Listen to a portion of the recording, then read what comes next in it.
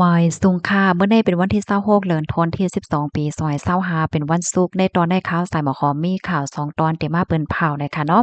ตอนที่1ค่ะภูมิพลพรเขาไล่ข่าวกดทัดโกดองอันเก็บไว้กลกล้าตั้งขายอันตุอันปลอมมันตั้งนำน่ะค่ะข่าวแทงตอนหนึ่งค่ะในกอติ้งกับก้มโตจุ่มจื้ออันเรียนให้เปิ้นฮักเสียก็เคี่ยวเอาเงินอ่านโหล้านมันเฮ็ดจังไหนค่ะออนตั้งเปิ้นได้ก็เฮาค่ะมาถ่อมด้วยข่าวโหในออนตั้งน่ะค่ะนี่ก็อยู่ที่ภูมิพลพรเขาทัดโกตองอันเก็บไว้กลกล้าตั้งขายอันตู้อันปลอมมันตั้งนำตั้งหลายในขณะเพราะว่ามานับส่วนเป็นเงินเหย้าในเตตกอยู่มอก10ล้านบาทจังได๋ค่ะเมื่อวันที่25เดือนธันวาคมที่12ปี2025ในภูมิพลพรเขาไหลลงปื้นตีในปื้นตีสายไหมเมืองเกาะกรุงเทพในค่ะเนาะออนหน้าในค่ะตั้งฝ่ายภูมิพลพรเขาในก็ไล่รับตึงลาตีคอมบันนีตีหนึ่งว่ามีเสียงล้านในขณะลักลอมขายเคิงใจโคตื้ออันตุอันปอมมันในการเอาอำว่าจะเป็นน้ำยาลุ่มลาเส้นโคนโหน้ำยาสายโคนโหสับเปียกวนสีว่าเจ้าในค่ะเนาะเจ้าเขาในก็เปิ้นผ่าเปิ้นแพขายเนื้อสื่อตรงก้นสื่อออนไลน์ในตั้งนำตั้งหลายเฮ็ดจังไหนคะไว้หลังเสียเลยรับตึงลาดยาวพอมีปนพรเขาก็ไต่เงินจ้อมหาเนาะว่า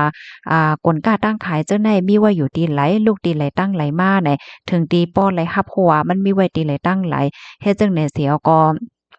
ตั้งฝ่ายผู้มีปนพรเขาไหนจังไรคับขึงเสลงปืนตีเข้ากับกดทัด2ตีเฮ็ดจังไหนคะเพราะว่ากว่าทัดเหี่ยวในกอและกว่าโคบทบหันน้ำยาลุ่มล่าเซนโคนโหเป็นมิกไม้ไลโอเนี่ยเนาะก้อยกามันเป็นอันตุอันปอมันยอกอเป็นครีมน้ำยาอันลุ่มล่าผิวหน้าเนาะเคิงใจโคตื้ออันลุ่มล่าผิวหน้าผิวเนื้อผิวหนังต่างเจอต่างเปิงเทียงเลอเสนั้นก็มีป้าน้ำยาสายโห H& Shoulder จังไหนป้าเทียงลูกกว่านค่ะนะยาสีเขียวก็มีค่ะเพราะว่ามานับส่วนโฮมตั้งแสงตั้งหมดในก็ได้มีอยู่57,000เฮง364อันไหนค่ะอันในมันแค่มีติป่องความหมายว่าเพราะว่าเฮาคาด้วยตั้งนอกแต่มันเหมือนอันแต่มันนั่นเหยาก็เพราะว่าเขาก็เอามิกไม้น้ำยาสายโหอันมีชื่อมีเสียงอยู่ยาวนั่นน่ะค่ะกูก็มาใจมาป้านามันเฮ็ดให้ก้อยน่ะว่าตั้งในมันได้มั่นใจอันเตมันเป็นอันตู้มันเฮ็ดให้ค่ะเลยซื้อนั่นก็ทบทบหันป้าสติกเกอร์เคิงใจโคตื้นเลยจังไหนเที่ยงค่ะเพราะว่ามานับส่วนเป็นเงินแต่ก็ได้ตกอยู่หมอก10ล้านบาทแหละจังได๋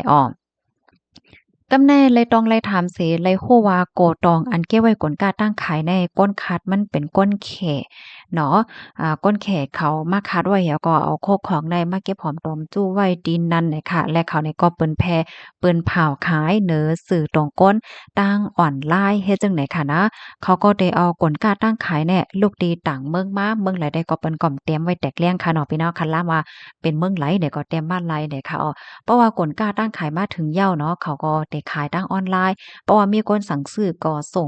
ปัน1วันได้พัดเพ่งเตขายเลยอยู่5ปากต่อถึง1เฮงอันเจ้าไหนเฮ็ดจังไหนมาก็ข้าวตั้งขึง6เหลินเจ้าในเหย้าเฮ็ดไหนคะ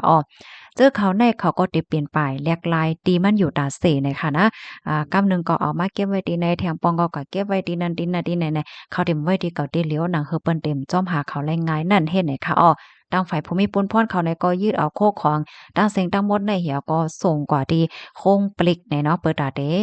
คับเคิงกว่าจำหนังหมายมีวันเมืองมีไว้เจ้านั่นไหนค่ะตั้งฝ่ายภูมิพลพรเขาในก็ป่องแล้งฝากความถึงปันก้นวันก้นเมืองนั่นขนาดเนาะว่าอันนี้ก็ได้เรียกว่าเป็นเพ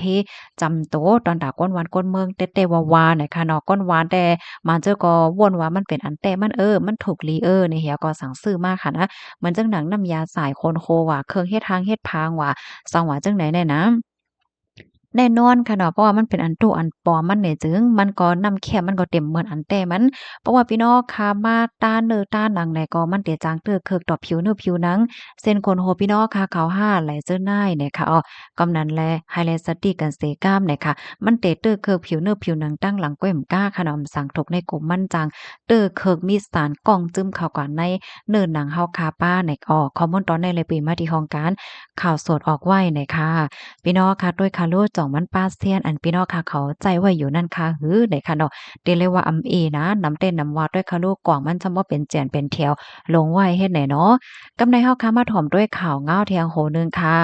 อาลองหยอกลองเหรียญตั้งออนไลน์และเจ้าไหนต่อถึงมือเหลียวก็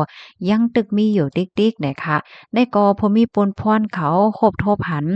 จุ่มเหรียญเนาะให้หักก้นนอกเมืองเฮ็ดให้เหี่ยวก็เอากว่าเอามาก็เคี่ยวเอาเงินเฮ็ดจั่งใดนะเมื่อวันที่25เดือนธันวาคมที่12ปี2025ได้มีข่าวเงาออกมาว่าพมีปนพรฝ่ายแกะกังลองเก้าเหรียญกันทางออนไลน์ A4S4 ค่ะก็ไลลงเปิ้นตีเสียก็เลยกดทัดนั่นค่ะน่ะเนาะเลยฮู้ว่ามีคนคนหนึ่งเขาเนี่ยก็ฮู้จักผู้จ่ายคนนอกเมืองผ่านทางแอปพลิเคชันหาก็หาโกเพื่อว่าลัดต่อกันในเหย้าเนี่ยก็สร้างลองมืดกึดจำใจกันยุ่มใจกันอบกันเฮิงมอก2 ปีจังในลูกกว่าเนี่ยค่ะเนาะผู้จ่ายนั้นก็ได้ลัดว่าได้สร้างหน้าหอต่อเฮิรนว่าสังว่าเฮ็ดจังเนี่ยเนาะยก็โจลงตื้นเหตุการณ์ป้ายมักมีว่าสังว่าเฮ็ดจังเนี่ยนะกำในฝ่ายนางยิ่งเนี่ยก็ซ้ำ หยุ่มเต้เสียก็รวยเงินปันโคมทั้งหมดก็42ปอก42กำไหนค่ะเผื่อว่ามาด้วยข้าวยำสืบมาก็มันมีรองแหลกลายเนี่ยเสิแลไล่กว่าตึงรัดพมิปนพรเขาจังไหนคะกำในพมิปนพรเขาเนี่ยก็ไล่ไต่เงินจ้อมหาคะเนาะว่าจุ่มจื้ออันเหรียญเนี่ยเป็นไผสังเสียนจังหือพวงเฮ็ดไหนคะนะเลื่อนสุดก็ไล่โคบทบค่ะว่าเจอเขานั่นมีลองเฮ็ดตั้งสร้างโคมกันเป็นจุ่มเป็นจื้อจังไหนคะนะมีตั้ง ก้นไทยและก้นนอกเมืองโคมยอก็จะมีอยู่17ก้อเนี่ยค่ะอันผู้มีปนพ่อนก็เอาเขาเจ้าในกว่าคืนลืมแดบดาตะลาดีเจดอนระยองเนาะปยก็ไล่เข้ากดทัดในปื้นตีเก่าตีเตเลยว่าเขากดทัดในปื้นตีเก่าใจตอนปัดปื้นโตเมืองถึงตีป้อติงยอบกุมโตไล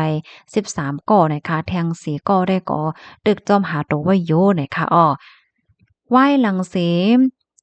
ไลเข้าทาสเหกอไลโคบทบหันว่าจื้อเขาได้มันมีหลองเกี่ยวข้องดังจุ่มคอลเซนเตอร์จุ่มจับเพียนเขานั่นเหย้าเนี่ยค่ะเขาก็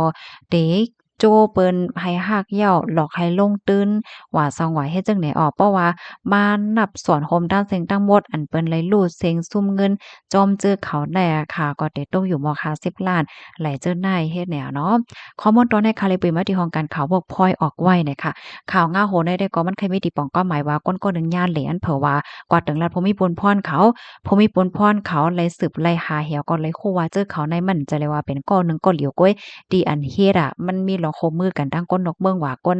ไทยเหโคมทั้งเสียงทั้งหมดแน่มีเขาอยู่17ก้อเฮ็ดไหนคะเพราะว่าเปิ้นเลยคู่ว่ามีไผๆพ้องให้ไหนเปิดดาแดจังติ้งยอบก้มโตไหลนั่นในภูมิปนพรก็เอาเขาทั้ง17ก้อเนี่ยมันจะเอาเซ็นลายซื้อเนี่ยค่ะนะกว่าเติ่งกว่าลาตีลุ่มตะลากำในเพราะว่าลุ่มตะลาหันว่าโอเคเขาเจ้าในเฮ็ดผิดเด้เนี่ยก็ออกเพิ่นลิกมาเปิดตาเดติงย่อเพชรเจ้านี่นั่นขนาดในก็ลุ่มตะลามันก็ออกเพิ่นลิกมาปัญญาภูมิปนพรเขาเนี่ยก็แลเขากดท่าแถวก็โมเหลียวก็ติ้งยอบไหลติ้งยอบไหลเหย่าน่ะ13ก่อเนี่ยค่ะเกิดแทงสีก่อดีอันตึกจอมหาตรงไว้อยู่นะคะค่ะพี่น้องค่ะถอมเหี่ยวขอไหลตอนไหลดีปอแตกแรง525เนี่ยก็ถามมาไหลค่ะนะยินจมปกติรับถอมปันแห้งค่ะไม่ส่งค่ะ